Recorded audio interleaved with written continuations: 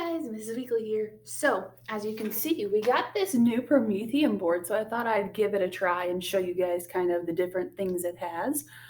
So right now we're kind of on the whiteboard setting.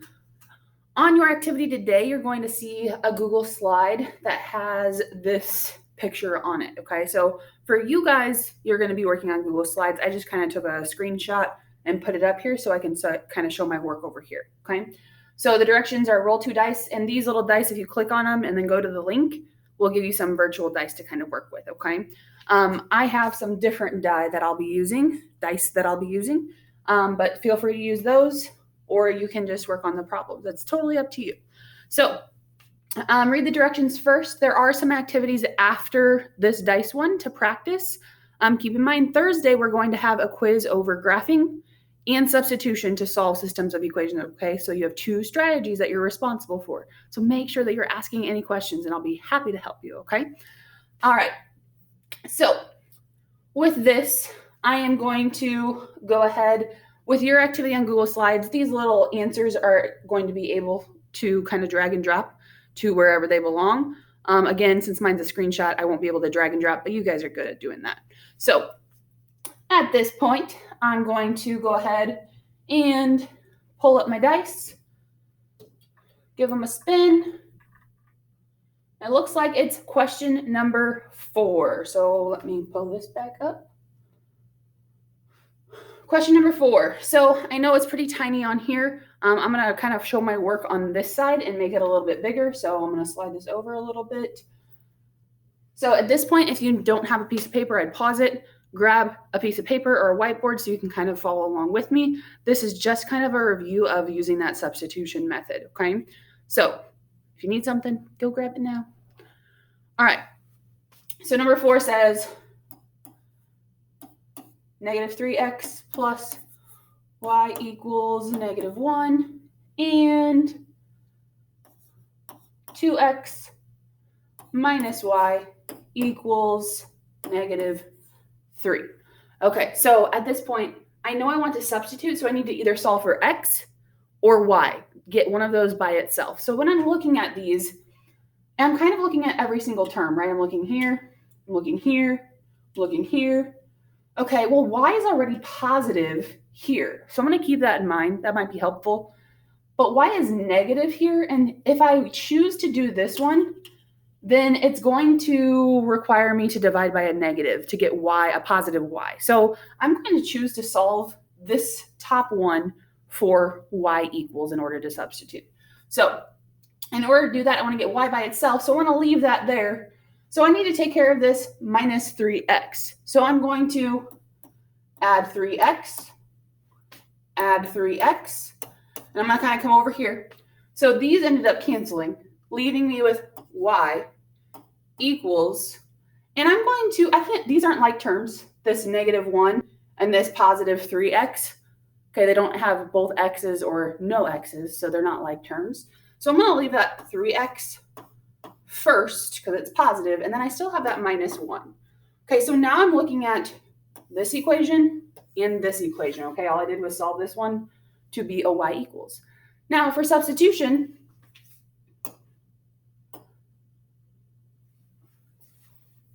whenever I have a y equals, remember I always put parentheses around whatever I'm substituting. So this quantity is going to go in wherever y is in my other equation. So this is going to go in here. Okay, so now I have 2x minus, instead of putting y, I'm putting in parentheses that quantity, 3x minus 1 equals negative 3. Okay, so now I'm down to just x variables, which is what I wanted, so I can solve for x. Now, I have to think about, okay, step 1 is to solve for a distributive property, which I do have some here. Remember, if there's no number here, I can always put a 1. So this is like negative 1, and I'm distributing that negative 1. Okay, so that negative 1 times 3x is going to give me negative 3x. Negative 1 times negative 1 is going to give me a positive 1. And I'm going to bring down everything else I haven't used, including this 2x over here. Now I'm going to look at the left-hand side of my equal sign, and I can combine some like terms, so I'm going to do that. So 2x minus 3x gives me negative 1x. Still have that plus 1, bring down everything else. And next, got to go to the PEMDAS and start from the bottom, so adding and subtracting. So minus 1, that gives me negative 1x equals a negative 4. But I'm not finished because that's not a positive x. I haven't solved for x yet. Okay, I need it to be a 1x, not a negative 1x. So I need to divide by negative 1. And that's going to leave me with x equals, well, negative 4 divided by negative 1 is going to be a positive 4. So right now I think x is 4. Now I still need to find the other part of it. I found x, but I have to find y because it has to be that ordered pair.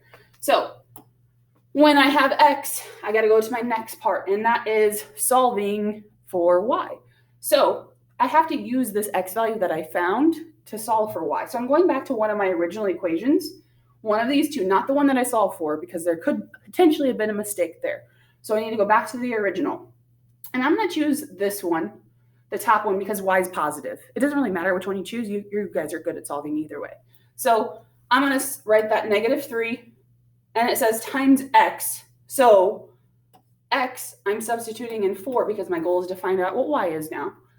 And then I still have plus y equals negative 1. Now I just have y to solve for. So now I can multiply this. This is going to give me negative 12. Still have plus y equals negative 1. Add 12. Add 12. Y is equal to 11. So right now I think x and y are 4 and 11, but I need to check that. Okay, so I'm going to kind of go off to the side over here and check that. I'm running out of some space. Actually, you know what? The good thing about this thing is like it's infinite. I can just like scroll it up and it's all good to go. So with my original equations, I keep that in mind. So I'm going back to that original equation, and right now I think I have my solution. It's not in an ordered pair yet, but I'm going to check that and then make sure it's my final solution. So my original equation, I'm going back to the originals, and it says negative 3 times x, which I'm substituting in both the x and the y that I got to check. So x would be 4, and then it says plus y, so y is 11, equals negative 1. Okay, that's my first original equation that I'm substituting both x and y into. Okay, this gives me negative 12 plus 11. Does negative 12 plus 11 give me negative 1? Yeah, it does. So I know that this one's good. Now I need to check the second original equation. So the second one says 2x. So again, I'm substituting in that x value that I got. So 4. So 2 times 4 minus y. So y is 11. So minus 11 equals negative 3. All right, well, multiply here. That gives me 8.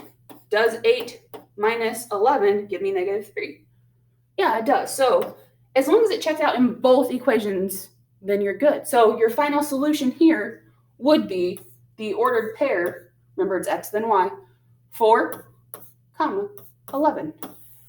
Okay, make sure to write your final solution as that ordered pair. All right, so that's kind of your goal today. Make sure that you are taking the steps just like these and solving these. I know that these are long problems, but the more you do it, the better you're going to be at it. So practice, practice, practice. Let me know if you need any help, okay? Have a good day.